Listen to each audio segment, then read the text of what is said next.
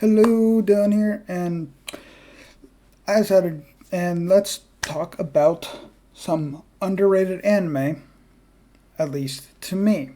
Underrated anime that I personally feel that deserve more recognition than what it already gets. We're gonna start this off with one that people wouldn't really think of as an underrated anime, but I'm putting it here because it is compared to another a lot.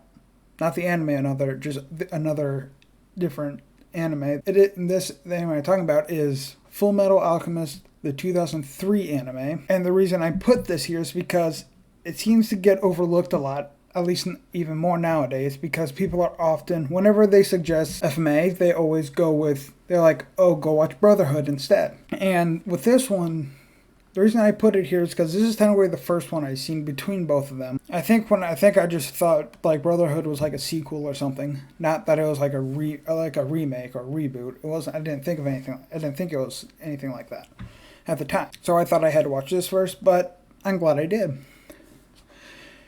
because there's a lot of things I really do like about it, and I feel like people should watch this one before Brotherhood, not because of like any, not because, not because it's like a sequel or not. There's not like because they're not connected in any way other than by name and like the beginning of the story and the concept. The reason I'd want people to watch it is because there's a lot of things that in there that people are gonna miss. What people really didn't like about it is that obviously that it wasn't canon by the end because while it was being made, the manga wasn't finished, and like a third or halfway through, I don't remember, but it ended. I mean, there were obviously some filler at the beginning, obviously, but there was like a lot of filler, and they kind of ended up having to make their own ending. But in my opinion, it was actually a great ending. I really liked how it ended because it wasn't a normal kind of ending. And to be fair, they could have either gone on a hiatus to wait until it finished, but you saw how long it took, probably how long it took for it to actually finish. So they asked, I think this is how it went. You could tell me in the comments if it's different, but what I've heard is that while they were making it, they were like getting to the end of where the manga was at that time, and they ended up asking the author what her plans are with the end of the manga, and she didn't give it like outright what it was. She kind of gave them like hints, I think, or ideas of what she was probably going to do. And then they just went with that and kind of made their own story using that information. At least that's what I either heard or I think is what happened. But despite all that, I really think has a very good ending, even though it's not technically canon. Obviously, it's not canon. Something I really like is that it gives these amazing characters. It gives us amazing characters that are not canon, obviously, but they're still great characters. Like on the the trip to Ed takes to Central to take his the license test thing, I say Alchemist thing, to quit test, whatever. He meets people that are really interesting and kind of shaped his own like development. It gives you more time, I think, with some of the characters, because in Brotherhood they kind of like went quick with some of the characters, like Shao Tucker. I feel like the Shao Tucker moments to me were more emotional in this anime versus Brotherhood.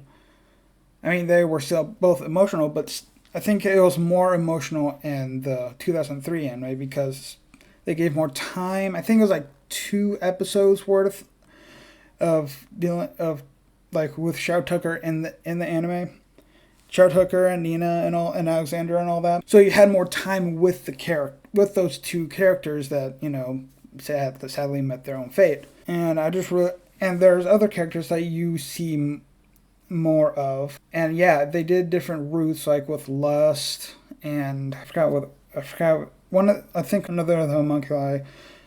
I don't think, but a big difference is that Greed never came back. I don't think Reed ever came back. But I just really like how I feel like people should still watch the 2003 anime, even though it's not canon, because it is still a fantastic anime.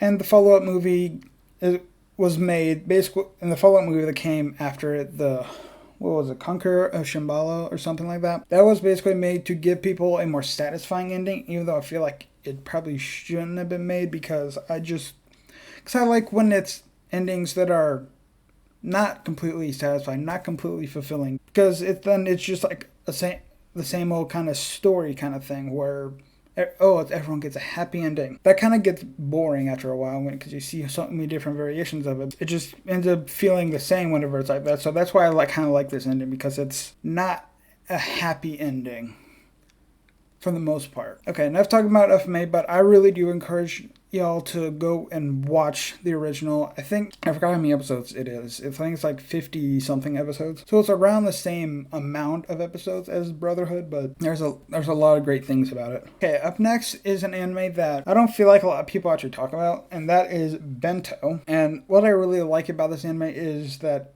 it has a very great concept of literal food fights. I'm pretty sure I don't know. I don't remember if it came out before Food Wars did, but the great concept is that it's not literally like fighting with like cooking food. This is about intense fighting for bento boxes, aka the name Bento. That's literally the entirety of the anime. People literally it's like action packed when it comes to fighting for the bentos that are on sale. That's literally the story of the anime, and it is hilarious. And another thing about this, incredible characters, plenty of waifus. Plenty. And also, it's one of those nice and short anime that you can just go get through in like 1 or 2 sittings.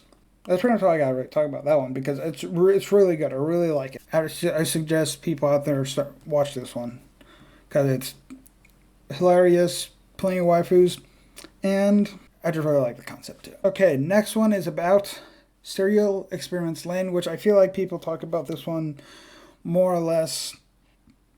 Try to urge people to go watch this one because I did a video about when I finally got to watch it. And what I really like about it is because it's one of the creepiest anime I've ever watched. Like, you can tell there's a story there. The story itself is confusing. Like, by the end, you're still confused about the story, but that's kind of the point, because it's such a great anime about being on the internet and being consumed by the internet, which honestly, it's a good message that still stands today. Actually, I think it stands more better today than it did back then whenever it came out. And I just really like it's one of my favorite psychological anime. I don't want to consider it psychological horror, just psychological in general, because it kind of messes with your head about what is actually happening. It's got to be one of my favorites because I really like psychological stuff. Okay, I just recommend people watch it. And I mean, what I gave before is basically the entire thing of it. The message behind it is basically the story, even though it's telling it in such a confusing way. But that's kind of the point of it. And again, I think this is also a pretty short anime as well. Like Bento, it's pretty short anime as well. It took me like 2 sittings to watch it, I think. Next one is going to be about Eden of the East, which not a lot of people actually talk about. It's really weird. Like, I did not understand what the hell was going on with it. I was so confused at the very beginning. But again, just like Experiments Lain, is supposed to be very mysterious. So you're not supposed to know what's actually going on at that second. Like, a lot of these anime I watch, most of the time it's because I see a picture and I'm like, oh, that looks interesting. But I never actually look up what it's about. I go in blind watching it. And I just experience it. And this one, I probably should have read the summary because it was mysterious. I had no idea what was going on until like partway through. If anything, it has some underlying politics in it.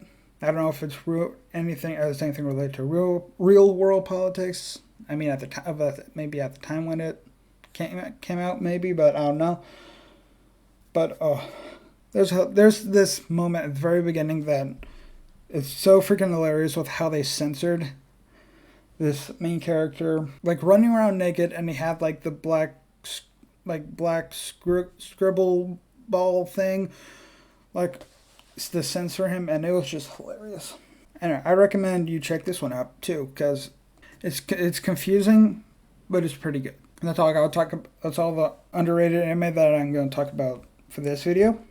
If you enjoyed, hit that like button, subscribe for some more videos. Check out some of my other videos, and I hope to see y'all next time.